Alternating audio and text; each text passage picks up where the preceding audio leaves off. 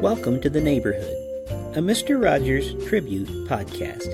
I'm your host, Rick Lee James, and I thank you for listening today. I run the Mr. Rogers Say Twitter account, where I daily post quotes from Fred Rogers, and I want to welcome you to this neighborhood in this brand new podcast in our very first episode. Well, let's get going. Today's episode is titled Kindness. As we venture into this new podcast, we want you to know that no matter where you are coming from, as you listen, we want this to be a safe place for you. We know that those of you who listen are coming from all walks of life, and we want you to know that you are welcome here. Some of you are single, some of you are married, some of you may be in a relationship that is falling apart, and you don't know what to do about it. Some of you might be children whose parents are divorcing, and you feel like it's your fault, even though it truly is not. It isn't. Some of you are feeling like you are out of control in your life, and no matter what you do, there are things that seem easy to other people that you just cannot master. In fact, you might feel like these things are mastering you on a regular basis. It might be anger or food or sex or trauma from emotional or physical abuse that you have suffered. It might be that you are single and just so lonely, wondering if you will always be alone or if you have any reason to keep on going. You might be wrestling with shame, with debt, with eating disorders, with HIV, with cancer, with relationship issues, or with a million other things that just keep breaking you down. Maybe you've been the one in the wrong and you've hurt others and you don't think anyone cares about you now. Maybe you think you've gone too far and there's no going back. You might be religious. You might not be religious at all. You might be a Christian, an atheist, an agnostic, a Muslim, a Hindu, a Jew, or any number of other religions. We hope this will be a place for you to feel welcomed and find encouragement and even friendship with those who believe differently from you. Every daughter, every son, every tribe, and every tongue, in the spirit of Fred Rogers and the life of welcome that he lived, we want to tell you that you are welcome here. So welcome to the neighborhood. May this podcast be a place of refuge for you. This week in the neighborhood, our subject is kindness.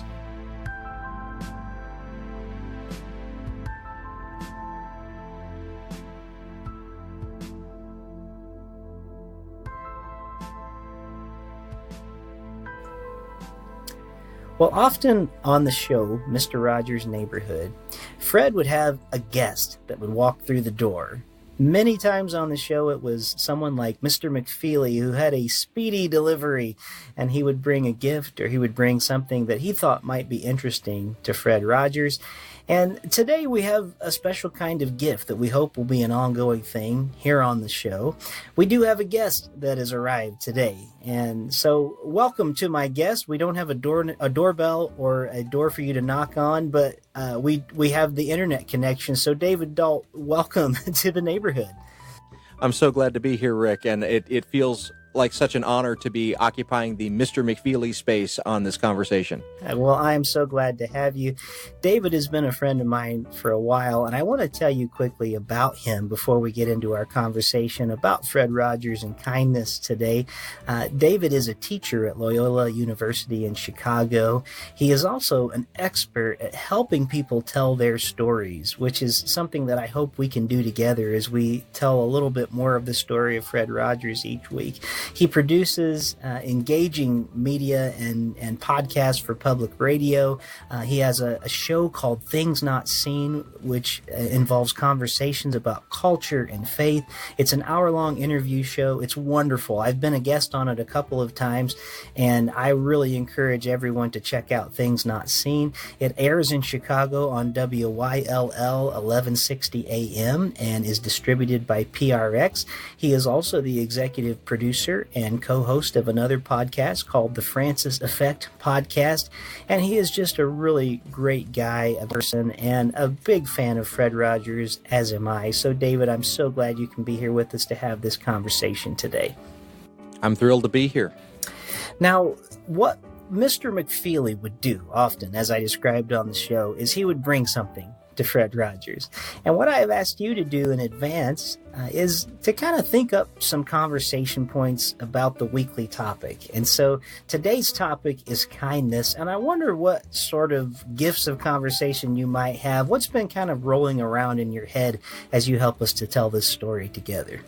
Well, I was so appreciative as I was thinking about this, the invitation, first of all, to come here, but also some of the differentiations that I know that you're making in your own monologue about the difference between what we might say niceness and kindness. And one of the things in my life that was really helpful to me was discovering that kindness is really not related to niceness. Instead, kindness is something that happens because of intention, because you're choosing to do something. And so I'd like to talk, first of all, with you, Rick, about intentionality, how one chooses to be kind, and the reasons why somebody might choose to be kind. Well, please do. Let's hear some of those reasons. Well, I mean, for me, when I was growing up, I had, I guess, the erroneous notion, the wrong-headed notion, that I always had to be nice. And I felt really awkward if I ever thought that I was in a situation where somebody thought that I wasn't a nice person. And it wasn't until very late in my life that I began to realize that I'm not, in my nature, always a nice person, that oftentimes I can be a little edgy and gruff. And I used to really beat myself up about that.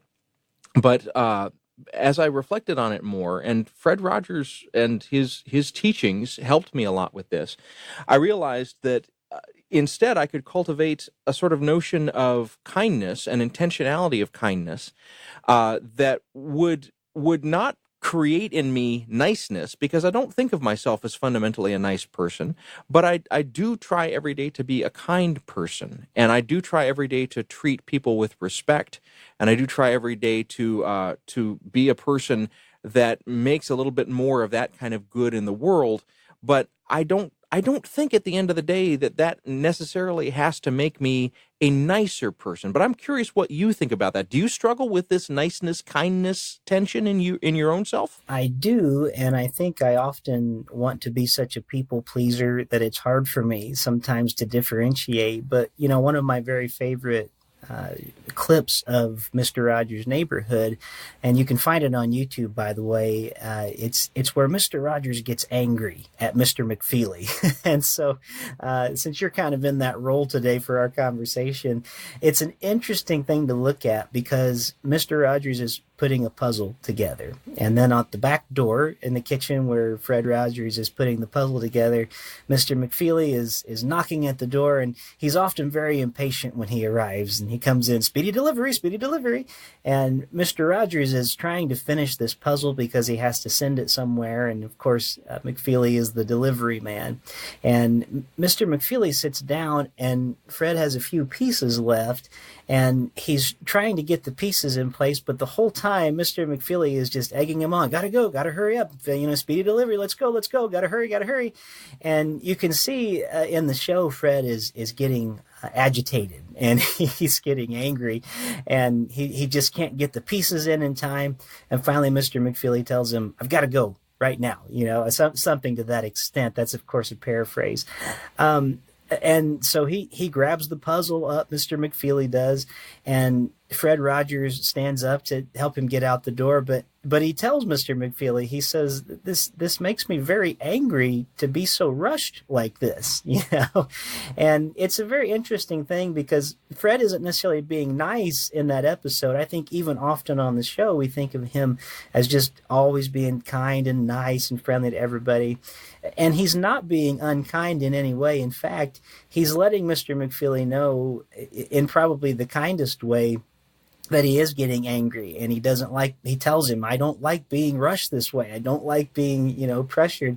And it goes on with the show, and it takes it more places. But then Fred talks to the children that are watching at that point about what to do with the mad that they feel. And he starts beating on some clay and things like that.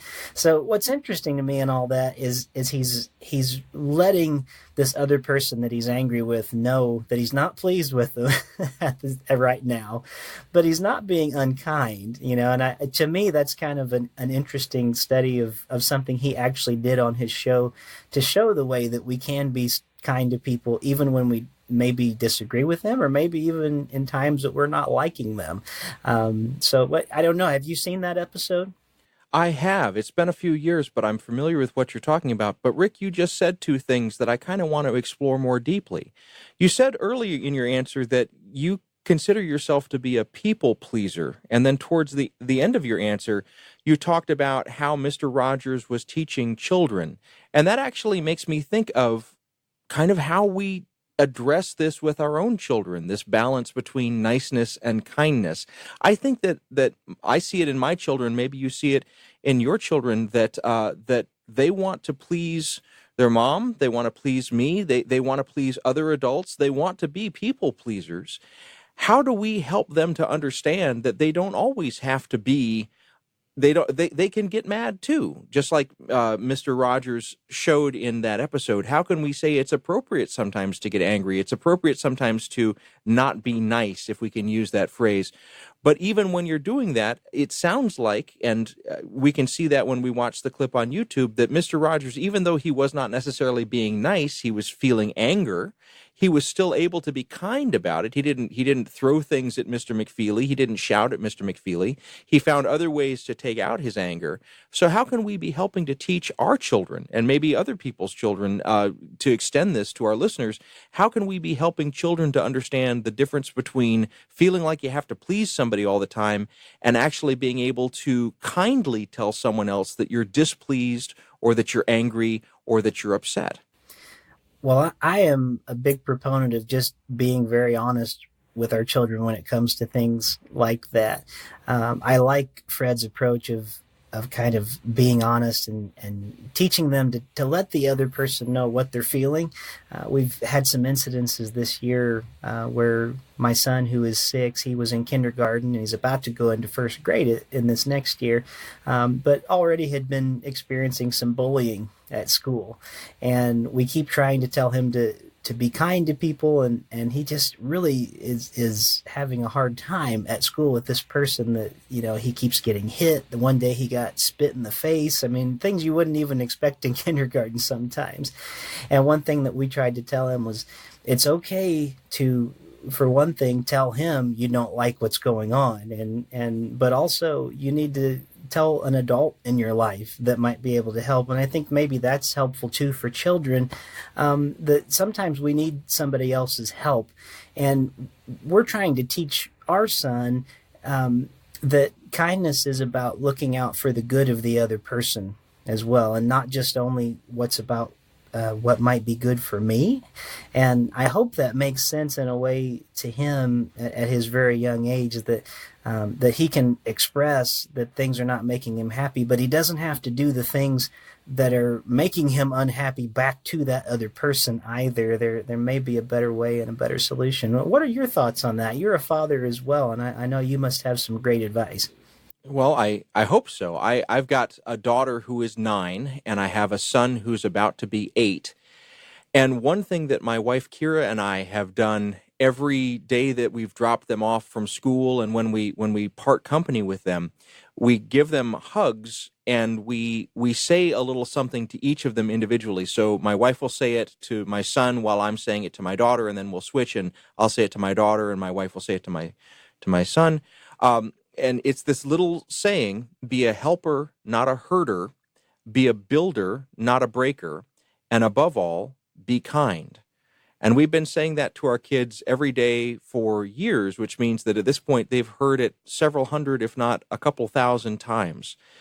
And to me, what has been helpful in that is that when, for example, a child has done behavior like the behavior that you describe, hitting or spitting, we've been able to ask, my son, my daughter, do you feel like they were being a helper or do you feel like they were being a herder? Well, I feel like they were being a herder, Papa. How can you be a helper to them, or how can you be kind to them in a way that might help to make that better? Is there a way that you can still find to be a friend to them? I mean, I know that you come from a Christian background. I also come from a Christian background. These are values that we're trying to instill in our children. And certainly Fred Rogers, even though he wasn't explicit about it a lot of times, he definitely also came from a Christian background. The idea of seeing the best in the other person and also imagining what might be going on with that other person. I'm aware that there are children who haven't had enough to eat, children who come from homes where they are yelled at or where there is violence done to them. And sometimes when they're young, they don't know how to act out or process that. And so instead, they themselves begin to inhabit and embody these same hurtful behaviors towards other children.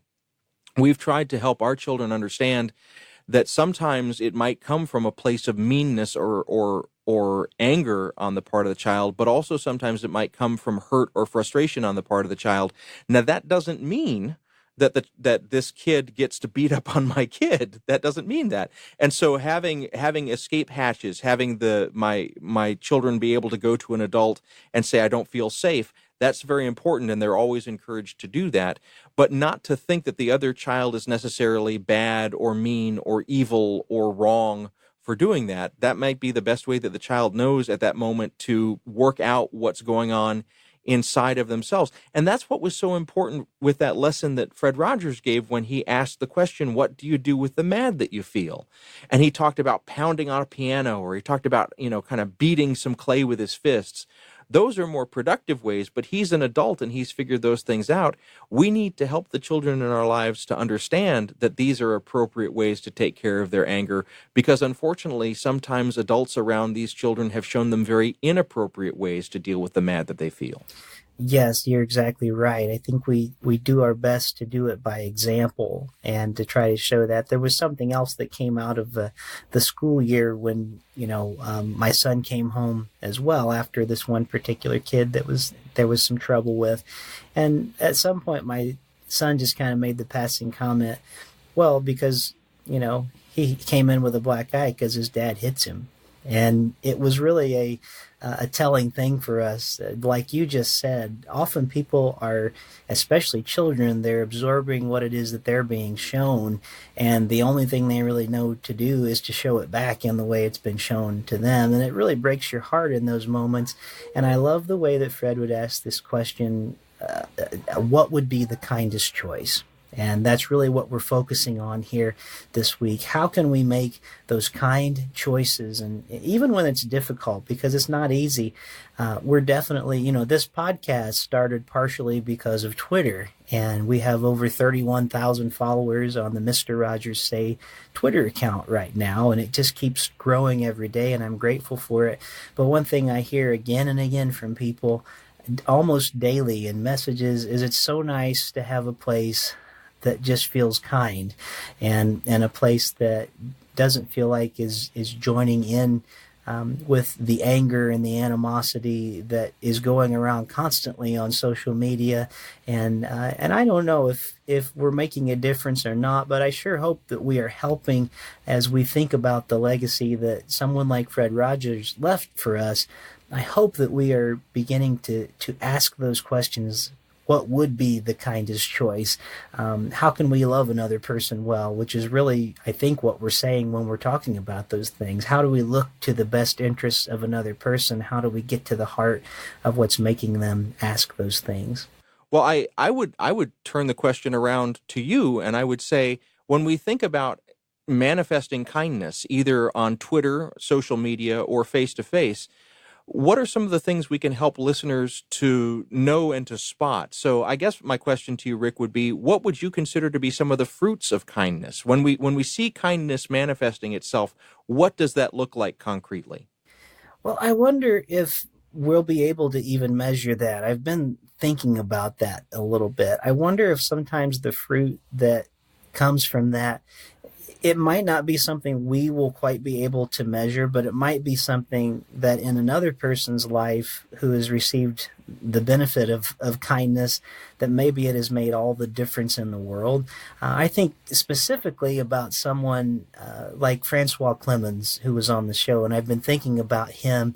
Listeners will know that he played Officer Clemens on the show, and he had this reoccurring role for years and years as Officer Clemens. And he told NPR's podcast StoryCorps, he said there was one particular scene Fred and I did where he had his feet resting in this plastic pool on a hot day, and he invited me to come over and rest my feet in the water with him. And I think many of us have seen that scene. And the icon Fred Rogers not only was showing my brown skin, he says, in the tub with his white skin, but as I was getting out of that tub, he was helping me dry my feet.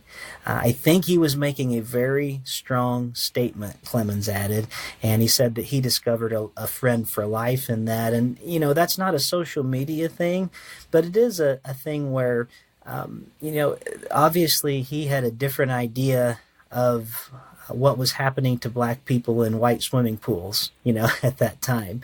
And there is something about changing the whole narrative and coming into a person's life and being something different and being something kind.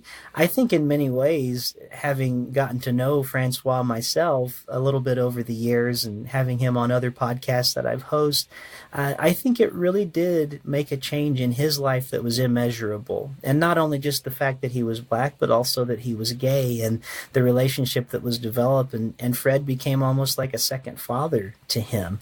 And there was just so much that I think happened in his life as a result of that kindness. So we might not even always be able to see it for ourselves when it happens.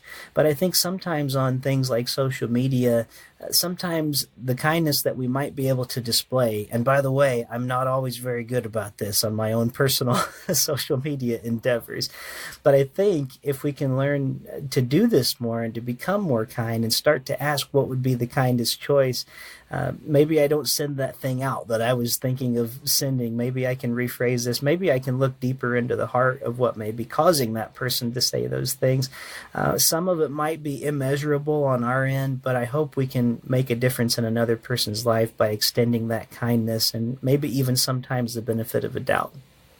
I like that so much, and you hit the nail on the head that if we're looking for a reward for our kindness, something to kind of come back to us to make us know that the kindness has landed, we can't always find that, but we have to trust that if we put it out there, it's going to make a difference, and sometimes that difference will be visible, but sometimes that difference might not bear fruit for a season or 2 seasons, or maybe we'll never get a chance to see the fruit that it bears, but we have to trust that it's there.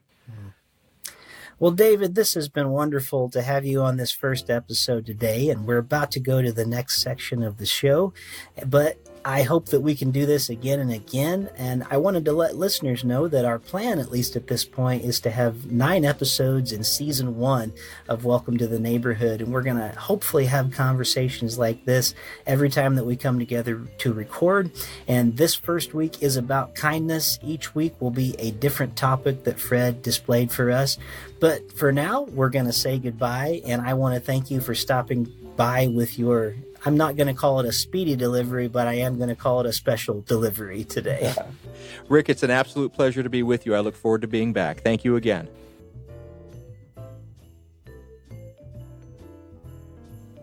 There is a subtle but vast difference between being kind and being nice. Many people confuse being nice with being kind, but they are very different things. Being nice can be a form of narcissism. If I'm nice to you, maybe you can be nice to me and give me validation.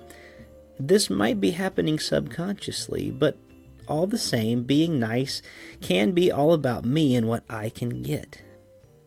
Going a bit further with the deceptiveness of being nice, niceness can be a form of cruelty. The southern part of the United States has a reputation for being nice, but that niceness can actually be a kind of meanness in disguise. You know what I'm talking about. Someone might say something like, "Oh, honey, I'm so worried about you. Are you okay? You look just terrible." Well, congratulations. I didn't expect you to get that job. Or maybe even, I wish I could be more like you.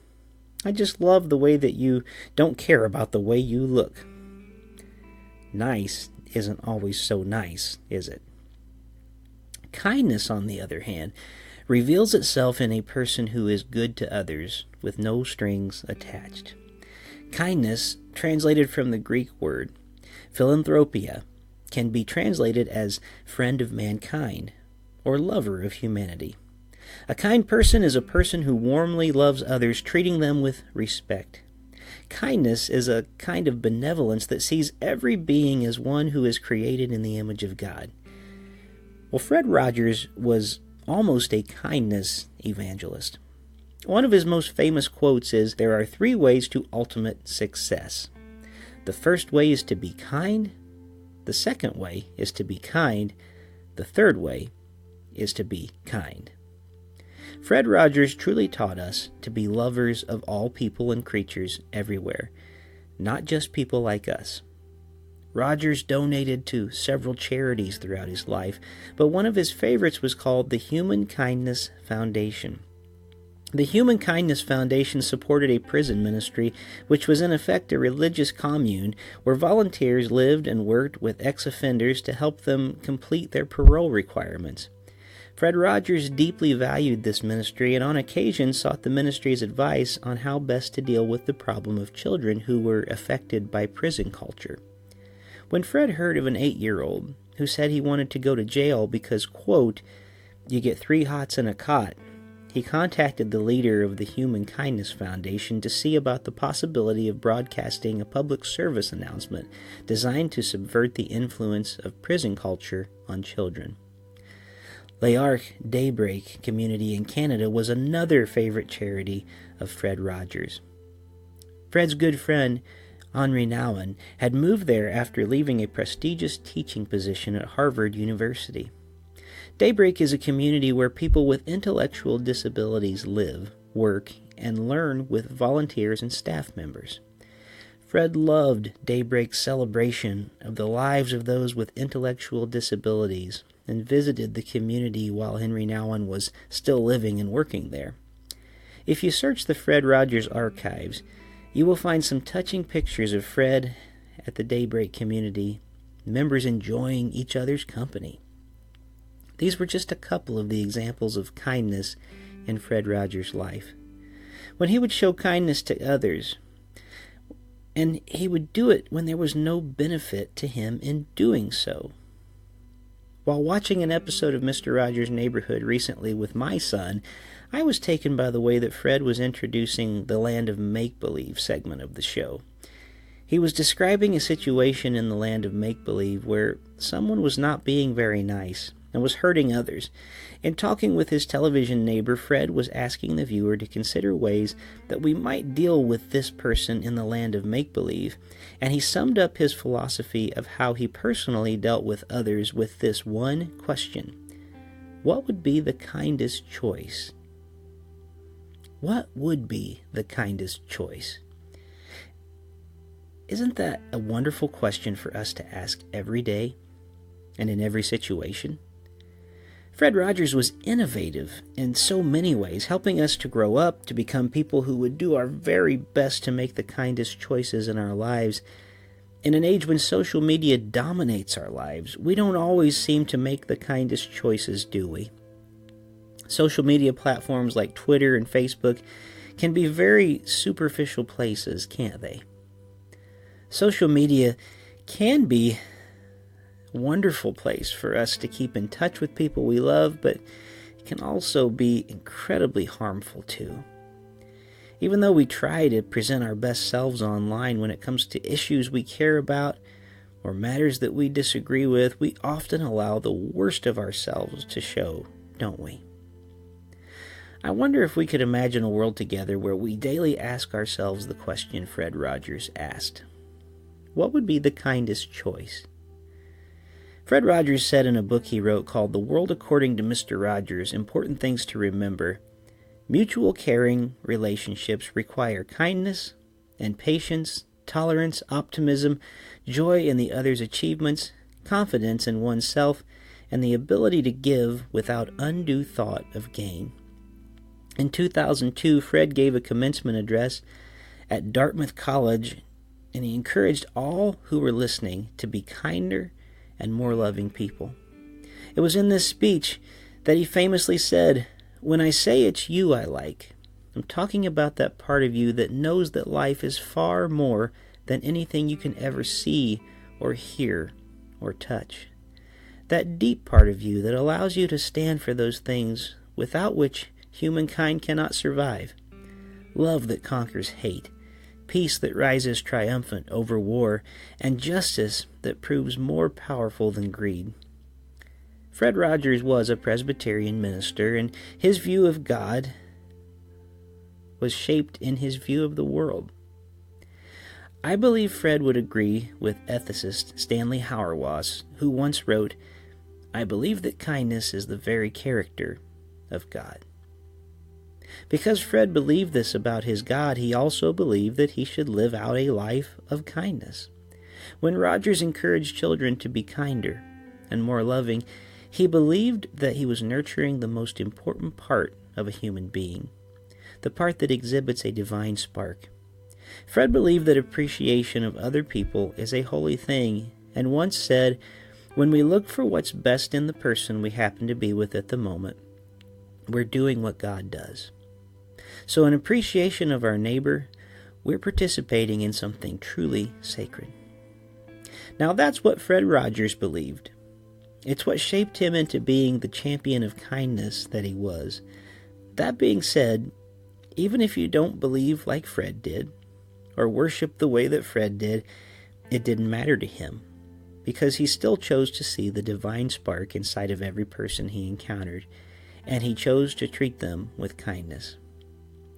Is there anyone in life to whom you have trouble showing kindness? Well, you don't have to be Fred Rogers, a Christian, a minister, or a host of a children's show to be a person who chooses to be kind. You just have to be yourself, the person you were created to be. Maybe for you, kindness will look different than it did in Fred. After all, there's no one else in the world exactly like you, and the greatest gift you can ever give is your honest self. So looking deeply into yourself today, the situations you know already that you will be facing, and the situations that will yet arise, what if you approached each new day with this simple question that was asked by Fred to his television neighbor? What would be the kindest choice?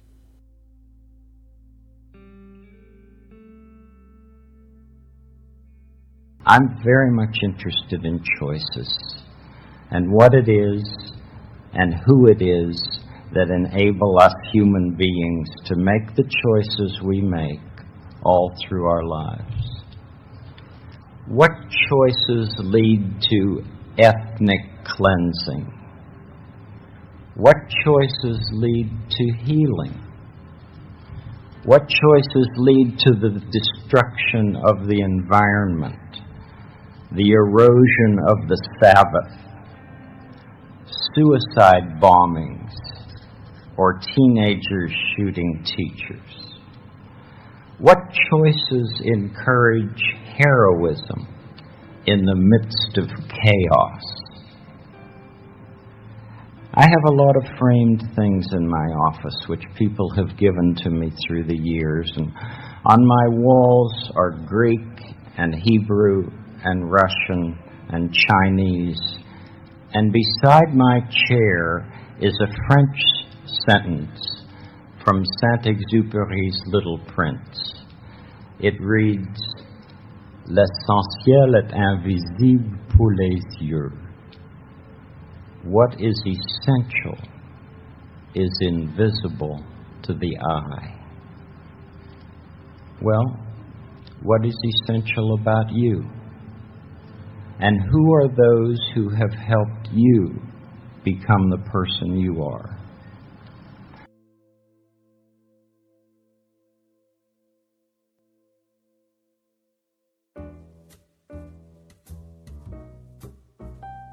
Thank you for joining us here this week in the neighborhood. Music featured on today's podcast was Nouvelle Noel by Kevin MacLeod, and all other music was by Benjamin Tossett at bensound.com. That's BENSOUND.com. Special thanks to my guest, David Dault. And I also want to thank the Mr. Rogers Say community on Twitter. Thank you for being there every single day. I'm your host, Rick Lee James. My Twitter account is @RickLeeJames. My website is rickleejames.com. My other podcast is Voices in My Head, the Rick Lee James Podcast, and I look forward to being with you again next time. Until then, remember, you make each day a special day. You know how? By just being you. There is only one person in this whole world like you, and people can like you exactly as you are.